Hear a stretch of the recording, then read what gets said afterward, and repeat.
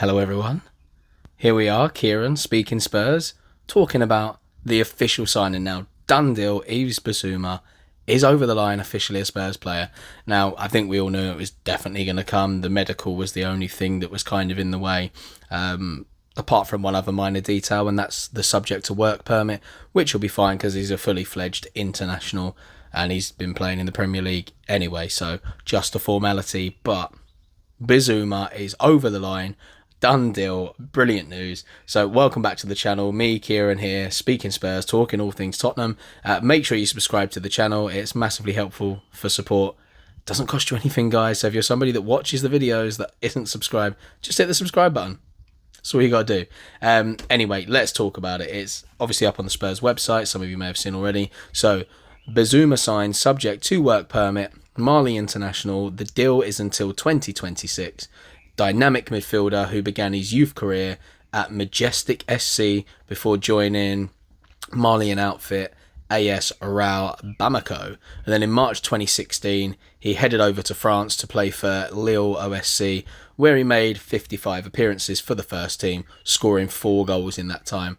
In July 2018, he made his move to the Premier League with Brighton, where he's been a success ever since. His first league goal didn't actually come for them until July 2020, but that itself was nominated for Premier League Goal of the Month award. 4 seasons he spent with Brighton in the Premier League. He made 123 appearances in all competitions, scoring a very poor 6 goals. And they finished 9th last season. He helped them to 9th in the Premier League, which albeit doesn't sound great, but for Brighton, that's their highest ever finish in top flight football. So there you go. Took him there. On the international stage for Mali, he's made 23 appearances. He actually made his debut in 2015. He scored 3 goals on the international stage. And in 2016, in only his second year playing as a full international, he actually scored the goal that took them to the Africa Cup of Nations final, which unfortunately they lost. But let's talk about what Yves Bissouma has said. He's had his first interview released at Spurs. If you haven't watched it already, I'm just going to do a little bite-sized chunk, but feel free to head over to the Spurs website where you can click on it and watch his interview.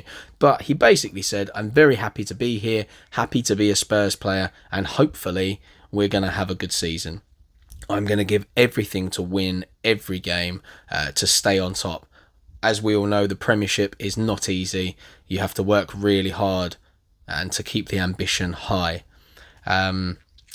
We have a good group of players and a great coach. He will help me to be what I want to be. My dream has been to play Champions League football. He basically then said a little bit about the fact that he grew up watching it every day as much as he could, Champions League football. He then went on to thank his mum, his dad, his agent, then thanked everyone at Spurs for making the move happen. And then a little bit about him, the fact that he was actually born in the Ivory Coast in a small village where his dad is from. He then moved to Mali, which is the country he obviously now represents. And he said a little small bit about the fact that, you know, growing up in Africa, it's actually very hard to get the opportunities like we have here.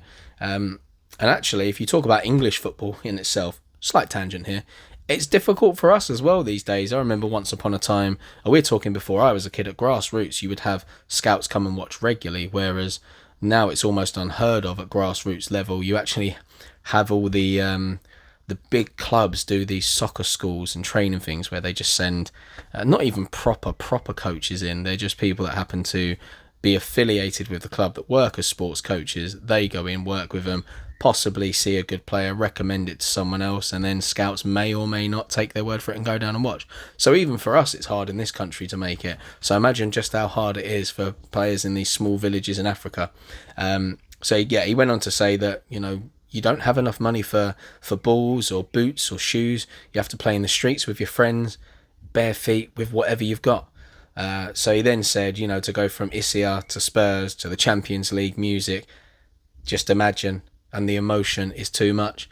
I think that kind of sums it up nicely. He's obviously very grateful for the opportunities he's had.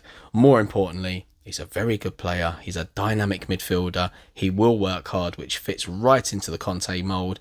Probably not going to grab too many goals, but he's there to help break up play, cause himself as a bit of a nuisance to the other team. He's of a good age, 25 years old. So yeah, once the work permit's done, Bissouma is officially a Spurs player. So far, not a bad transfer window when you look at it. Okay, so we brought in a backup goalkeeper in Fraser Forster, Premier League experience, Champions League experience, international experience on a free.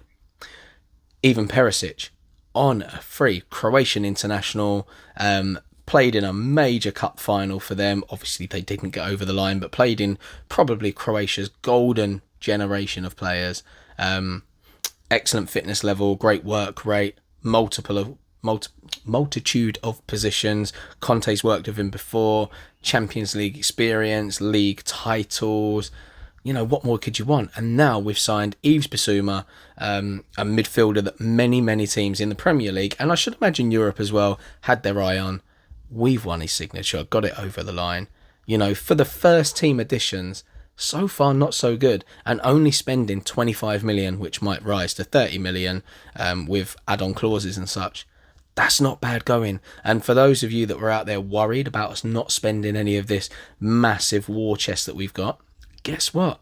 This means players like Lautaro Martinez of Inter Milan, that has turned down Arsenal in recent days, he becomes more of an option because he's a player that's going to cost a chunk of money. Inter Milan need the money, right? And this is where everything's gone a bit weird for them. So we wanted Bastoni. Bastoni wants to stay. They don't want Bastoni to go, but there was going to be a situation to bring Lukaku back. It looked like they might have to sell a few players. So instead of Bastoni going, they've let go of an older player that we wanted previously in Skriniar. So our chance for him has gone. Bastoni's going to stay, Skriniar's gone. It gave him a bit of a cash injection. Now it looks like they're probably going to try and take Lukaku on loan. That looks the most likely thing. That gives them another year to come up with some funds. However, we come in for Lautaro Martinez. That gets him off the wage bill. He's probably going to cost 70 plus million. That's a massive chunk of the 150 something million. With Bissouma, there you go. 2 players and 100 million is already gone. So look, so far it's been a fantastic transfer window regardless of what people think of the players.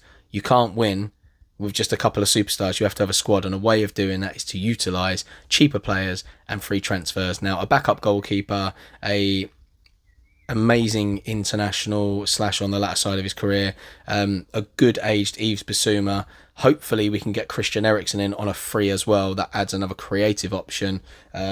So it means we've still got more money left to play with. Jed Spence, I should imagine, is the next target they're going to try and push through the door. He's probably going to cost about 20 million. So there you go. If you get Lautaro Martinez and Jed Spence and Bissouma with the free transfers, you're already looking at 120 million. That leaves 30 million plus whatever funds we can get in from players going out the door. People like Winksy, Lo Celso, Tanguy and Ndombele, probably Sergio Reguilon, and one of Emerson Royale or Doherty. So we'll see. So far, so good. I'm enjoying this transfer window. And also, I know people hate that we keep getting linked with Bale. It looked like Bale was completely no option because Conte wasn't keen on the fact that, you know, on fitness demands and the way he works, probably wasn't going to happen. Paratici is a fan of Bale. At the end of the day, he's a world-class player on his day. When he came back to Spurs, he was our 3rd most productive player for goals and assists, with playing barely any minutes, just coming off the bench. So in terms of, yes, Conte is a taskmaster. If you want to bring someone off the bench that's going to perform, or just bring somebody on once every few games in a big game to make an impact, Gareth Bale's your man. So I don't know what's going to happen there. It just depends on the talks between himself, Paratici and Conte and what they want. So keep an eye out. There's going to be loads more links. Transfer window for us. It's very exciting. It's still early days, and we've already got 3 first-team players in the squad. All very good players that I don't think anyone is disappointed to see come in. With more on the horizon, possibly 4 more signings. Yeah, you heard it. 4 more signings. So thanks for sticking around. Hope you enjoyed that video. Roughly about 10 minutes by the time I'm finished. So thank you very much. Don't forget to hit the subscribe button. Hit this video over like, and please leave your comments below. Thank you very much. Have a lovely day. I'm definitely going to now enjoy your weekend, enjoy the sunshine, take care, and until next time, come on you Spurs.